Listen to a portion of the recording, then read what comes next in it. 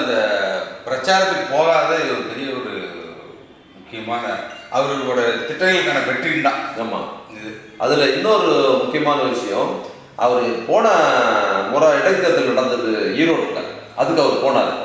அதுக்கு கூட போகாமல் இருந்தால் வெற்றி பெற்றுக்க முடியும். ஆனால் அதுக்கு ஏன் போனார் அப்படின்னு சொன்னால், அது காங்கிரஸ் கூட்டணி கட்சி, காங்கிரஸ்க்கு அது நிற்கிது வேட்பாளராக.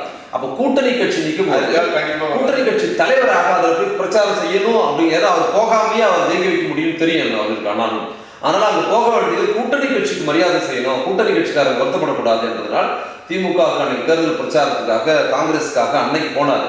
இன்னைக்கு ஏன் போறேன்னு சொன்னா, இன்னைக்கு திமுகவை நிற்கிறதுங்கிறதுனால அவர் போக வேண்டிய அவசியம் இல்லை, அதோட போக முடியுங்கிறது. இந்த கூட்டணி கட்சியை மட்டும் மதிக்கிற தன்மையில் காங்கிரஸுக்காக அவர் மெனக்கெட்டு பிரச்சாரத்துக்கு போனாரு. அது வெற்றி பெற்றது. இடைத்தேர்தலில் போகாமல் இருந்தால் பிரம்மாண்ட வெற்றி பெற்றிருக்கோம். இந்த தேர்தல் அவர் போகாமல் இருந்ததுன்னா இது நம்ம கட்சி, அதனால ஈஸியாக போக நம்ம